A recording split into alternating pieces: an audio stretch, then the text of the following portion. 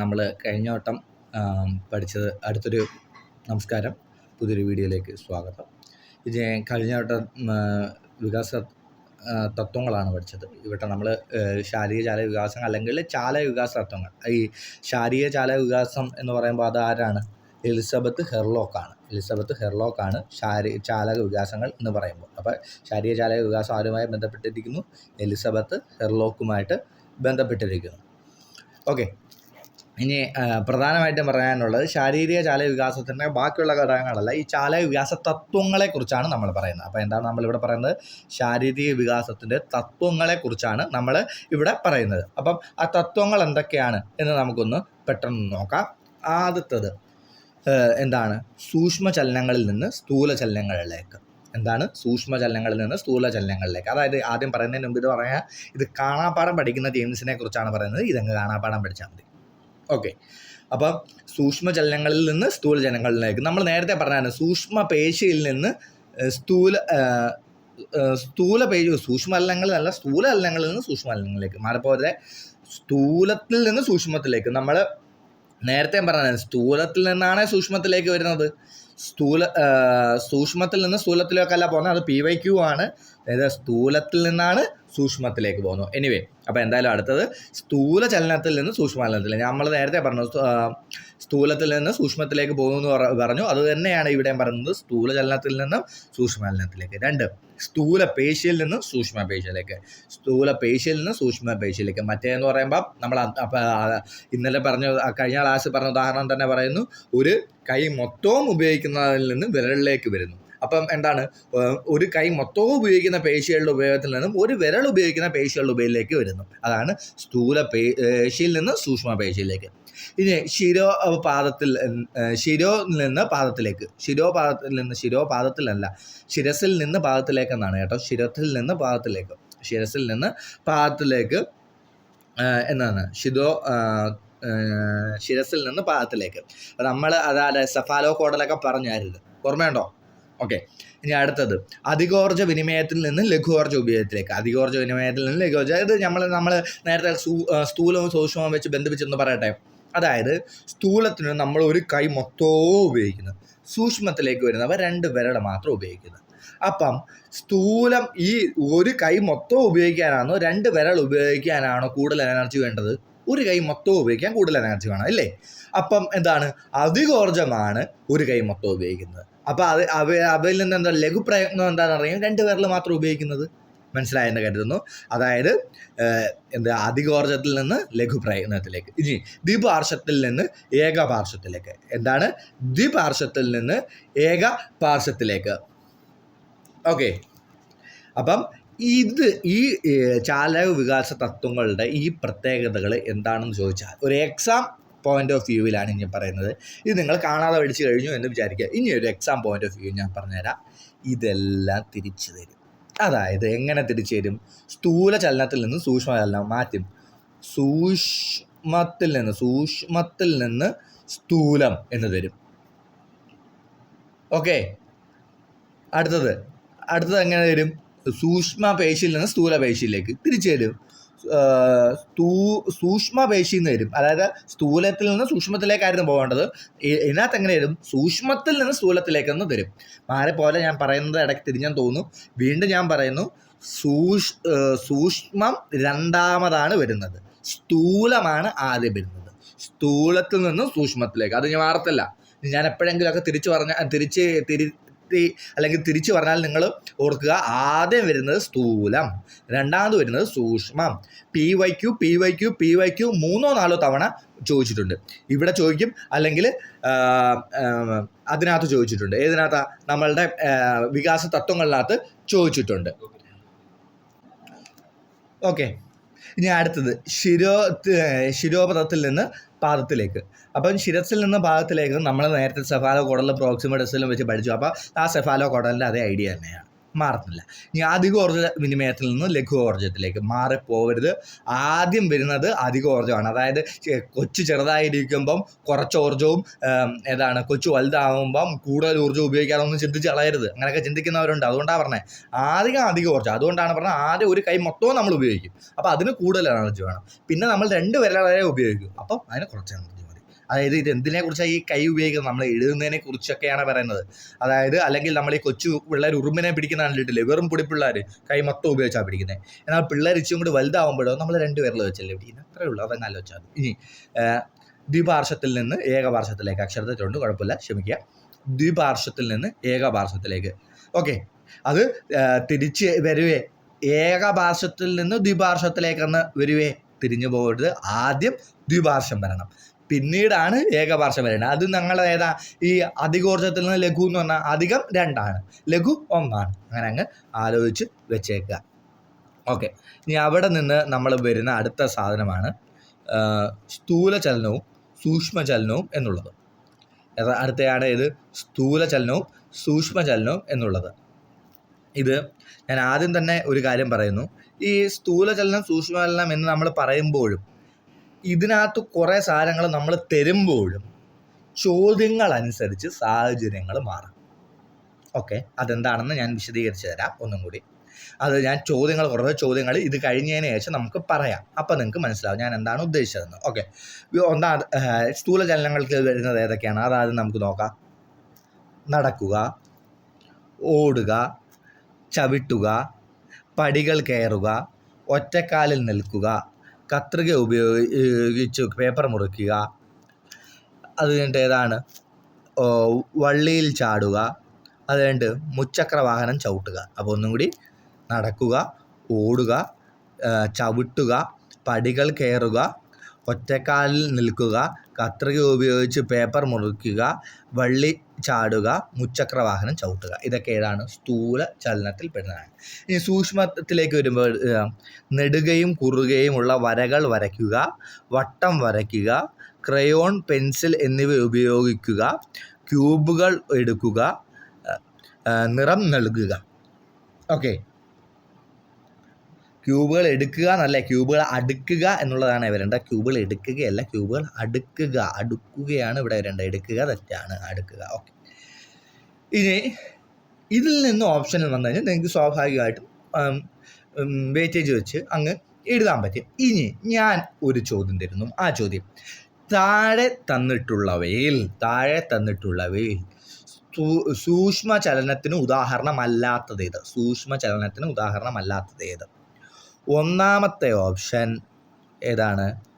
നെടുകയും കുറുകയും വരകൾ വരയ്ക്കുക. രണ്ടാമത്തെ ഓപ്ഷൻ സൂചിയിൽ നൂല് കോർക്കുക. മൂന്നാമത്തെ ഓപ്ഷൻ താഴെ വീണ സൂചി എടുക്കുക. നാലാമത്തെ ഓപ്ഷൻ തറയിൽ വീണ ബോൾ പെന്നിൻ്റെ ബോൾ എടുക്കുക. അതൊരു ഒന്നൊന്നര ഓപ്ഷനായി പോയില്ലേ? ഓക്കെ, എനിവേ, ഒന്നാമത്തത് നെടുകയും കുറയും വരകൾ വരയ്ക്കുക, രണ്ടാമത്തത് സൂചിയിൽ നൂല് കോർക്കുക, മൂന്നാമത്തത് താഴെ വീണ പിന്നെടുക്കുക, മുട്ടുസൂചി എടുക്കുക, നാലാമത്തത് തറയിൽ വീണ ബോൾ പേനയുടെ പെന്നെടുക്കുക. ബോൾ പേനയുടെ ബോൾ എടുക്കുക, പെന്നല്ലേ, ബോൾ എടുക്കുക. ഓക്കെ, ഒന്ന് ആലോചിച്ച് നോക്കേ. ഈ പറഞ്ഞ 3 ഓപ്ഷൻ നമ്മളിവിടെ പറഞ്ഞിട്ടുണ്ടോ?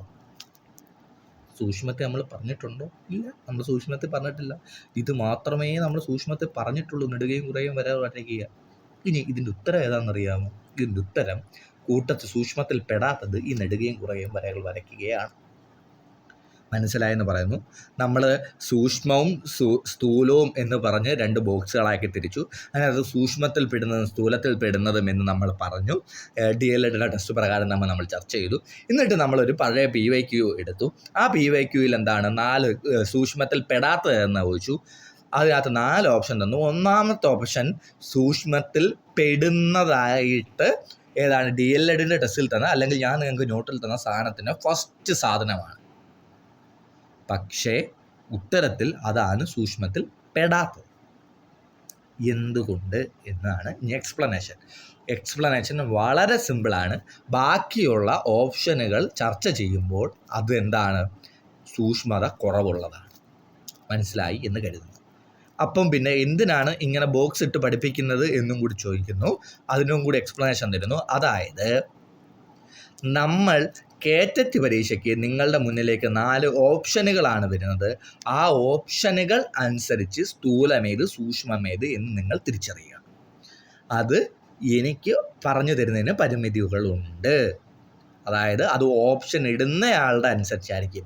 സ്ഥൂലം എന്ന് പറയുമ്പോൾ കമ്പാരിറ്റീവ്ലി വർക്ക് കുറഞ്ഞതും, സൂക്ഷ്മം എന്ന് പറയുമ്പോൾ കമ്പാരിറ്റീവ്ലി വർക്ക് കൂടുതലുമായിരിക്കണം. ഒരു കാര്യം ആലോചിക്കുക, നിങ്ങളുടെ പേഴ്സണൽ അല്ല, പൊതുവായിട്ടുള്ളതാണ്. വീണ്ടും പറയുന്നു, നിങ്ങൾക്ക് തറയിൽ വീണ പിന്ന് ഒറ്റ രീതിയിൽ എടുക്കാൻ അല്ലെങ്കിൽ പെട്ടെന്ന് എടുക്കാൻ കഴിയും, അല്ലെങ്കിൽ നിങ്ങൾക്ക് സൂചിയിൽ പെട്ടെന്ന് നൂല് തുറക്കാൻ സാധിക്കും എന്ന് പറഞ്ഞ് എല്ലാവർക്കും അത് കഴിയണമെന്നില്ല. അപ്പം അതൊക്കെ ഏതാണ്? സൂക്ഷ്മത്തിൽ വരും. സൂക്ഷ്മവും സ്ഥൂലവും സാധാരണ രീതിയിൽ സ്ഥിരമായിട്ടുള്ള ചോദ്യങ്ങളാണ്. മനസ്സിലായി എന്ന് കരുതുന്നു. ഓക്കെ, ഇനി അടുത്തത്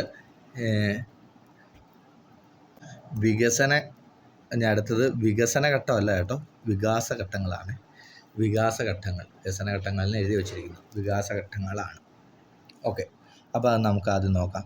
എന്താണ് വികാസഘട്ടങ്ങൾ? ഒന്നാമത്തതാണ് ഏത്? പ്രാഗ് ജന്മഘട്ടം. ഒന്നാമത്തത് ഏതാണ്? പ്രാഗ് ജന്മഘട്ടം. അറിയാലോ, പ്രാഗ് ജന്മഘട്ടം, ജന്മാന്തരഘട്ടം എന്നിങ്ങനെ 2 സാധനമുണ്ട്. അതായത് പ്രാഗ് ജന്മഘട്ടം എന്ന് പറഞ്ഞാൽ എന്താണ്? ജനിക്കുന്നതിന് മുമ്പുള്ളത്.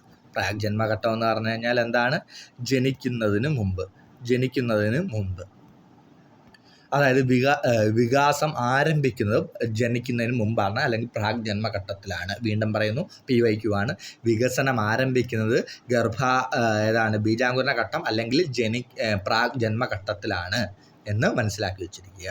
ഓക്കെ, ഇനി രണ്ടാമത്തത് ജനിച്ചു കഴിഞ്ഞിട്ടുള്ളതാണ് ജനനാന്തരഘട്ടം. ജനിച്ചു കഴിഞ്ഞിട്ട് ഏതാണ്?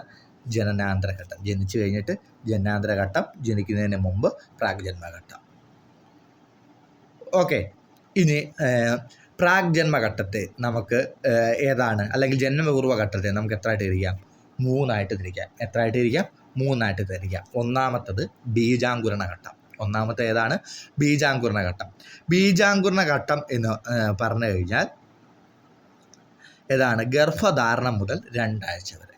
എന്താണ് ഗർഭധാരണം? ഗർഭധാരണം മുതൽ 2 ആഴ്ച വരെ. 2 ആഴ്ച 2 വീക്കാണ് ഗർഭധാരണം മുതൽ 2 ആഴ്ച വരെ. ഇനി അത്രയേ ഉള്ളൂ, അതങ്ങ് പഠിച്ചാൽ മതി. അപ്പം ബീജാങ്കുരണ ഘട്ടം, ഗർഭധാരണം മുതൽ 2 ആഴ്ച വരെ. ഇനി ഭ്രൂണഘട്ടം എന്ന് പറഞ്ഞാൽ ഈ 2ാമത്തെ ആഴ്ചയുടെ അവസാനം മുതൽ, അതായത് 2ാമത്തെ ആഴ്ചയുടെ അവസാനം മുതൽ 10ാമത്തെ ആഴ്ച വരെ. 2ാമത്തെ ആഴ്ചയുടെ അവസാനം മുതൽ 10ാമത്തെ ആഴ്ച വരെ. 2ാമത്തെ ആഴ്ചയുടെ അവസാനം മുതൽ 10ാമത്തെ ആഴ്ച വരെ. ഓക്കെ, ഇനി അടുത്തത് എന്താണ്? ഗർഭഘട്ടം. ഗർഭഘട്ടം എന്ന് പറയുമ്പോൾ എവിടാണ്? 10ാമത്തെ ആഴ്ച മുതൽ ജനനം വരെ. 10ാമത്തെ ആഴ്ച മുതൽ ജനനം വരെ. ഒന്നും കൂടി പറഞ്ഞു, പ്രാഗ് ജന്മഘട്ടം അല്ലെങ്കിൽ ജന്മപൂർവ്വഘട്ടം എന്ന് പറഞ്ഞാൽ എന്താണ്? ഗർഭധാരണം മുതൽ ജനനം വരെയുള്ളതാണ്. അതിനെ നമുക്ക് 3ആയിട്ട് തിരിക്കാം. ബീജാങ്കുരണ ഘട്ടം എന്ന് പറയുമ്പോൾ എന്താണ്? ഗർഭധാരണം മുതൽ 2 ആഴ്ച വരെ. പിന്നെ ഭ്രൂണഘട്ടം എന്ന് പറയുമ്പോൾ 2 മുതൽ 10 വരെ. പിന്നെ ഗർഭഘട്ടം എന്ന് പറയുമ്പോൾ 10 മുതൽ ജനനം വരെ. ഓക്കെ എന്ന് കരുതുന്നു. ഇനി അടുത്തത് ജനനാന്തര ഘട്ടത്തിലേക്ക് കടക്കാം. ജനനാന്തര ഘട്ടം എന്ന് പറയുമ്പോൾ ശൈശവം, ബാല്യം, കൗമാരം, യൗവനം, വാർദ്ധക്യം. ശൈശവം, ബാല്യം, കൗമാരം, യൗവനം, വാർദ്ധക്യം. ഇതിനകത്ത് യൗവനത്തിന് പ്രായപൂർത്തി എന്നാണ് കൊടുത്തിരിക്കുന്നത് പഴയ ടെസ്റ്റിൽ. അപ്പോൾ അതൊന്ന് നോക്കി വെച്ചേക്കുക. അപ്പം ശൈശവം, ബാല്യം, കൗമാരം, യൗവനം, വാർദ്ധക്യം. ആദ്യം തന്നെ വയസ്സിട്ട് പോവാം. ശൈശവത്തിൻ്റെ വയസ്സ് എത്രയാണ്? 0 മുതൽ 3 വരെ. ശൈശവം 3. ബാല്യം 3 മുതൽ 12 വരെ. കൗമാരം 12 മുതൽ 18 അല്ലെങ്കിൽ 20, 18 അല്ലെങ്കിൽ 20 വയസ്സ് വരെ. അടുത്തത് യൗവനം 20 മുതൽ 50 വരെ. യൗവനം 20 മുതൽ 50 വരെ. വാർദ്ധക്യം 50 മുകളിൽ. വാർദ്ധക്യം 50 മുകളിൽ. ടെസ്റ്റ് പ്രകാരമാണ്. നമ്മളുടെ സർക്കാർ രേഖകൾ പ്രകാരം അല്ലെങ്കിൽ സർക്കാരിൻ്റെ കണക്ക് പ്രകാരം ഒരാളെ വാർദ്ധക്യത്തിന് കണക്കാക്കുന്ന 60 വയസ്സിന് മുകളിലാണ്. അതൊന്ന് അറിഞ്ഞു വച്ചേക്കുക. അപ്പോൾ വീണ്ടും പറയുന്നു, ശൈശവം എന്ന് പറയുന്നത് ശൈശവം 0 മുതൽ 3, ബാല്യം 3 to 12, കൗമാരം 12 മുതൽ 18 അല്ലെങ്കിൽ 20, 20 മുതൽ 50 വരെ യൗവനം, 50 മുകളിൽ വാർദ്ധക്യം. ഓക്കെ, ഇനി അതിനകത്ത് തന്നെ ഓരോന്നിനകത്തും നമുക്ക് കടന്നില്ല. ആദ്യം എന്താണ് ഈ ബാല്യത്തിൻ്റെ കാര്യം. ഒരു കാര്യമുണ്ട്, ബാല്യത്തിൻ്റെ കാര്യം പിന്നെയും പറയുന്നു. ബാല്യം എന്ന് പറയുന്ന നമ്മൾ എത്രയാണ് പറഞ്ഞത്? 3 മുതൽ 12 വരെ. ഇതിനെ 3 സെറ്റായിട്ട് തിരിക്കുക. ആദ്യ ബാല്യം 3 മുതൽ 6, മധ്യബാല്യം 6 മുതൽ 9, അന്ത്യബാല്യം 9 മുതൽ 12. ഇങ്ങനെ 3 സെറ്റ് ഇതിനകത്തുണ്ട് എന്നുള്ള കാര്യവും കൂടി മനസ്സിലാക്കുക. ഓക്കെ, ഇനി അടുത്ത ക്ലാസ്സിൽ നമുക്ക് എന്താണ് ഓരോ സെക്ഷനകത്ത് ശൈശവത്തിനകത്ത് വരുന്ന പ്രത്യേകതകൾ, ആദ്യ ബാല്യത്തിൽ വരുന്ന പ്രത്യേകതകൾ, മധ്യബാല്യത്തിൽ വരുന്ന പ്രത്യേകതകളൊക്കെ അടുത്ത ക്ലാസ്സിൽ തന്നെ നമുക്ക് പറയാം. ഓക്കെ, അടുത്ത ക്ലാസ് വൈകാതെ നമുക്ക് ഇടാം. ശരിയെങ്കിൽ.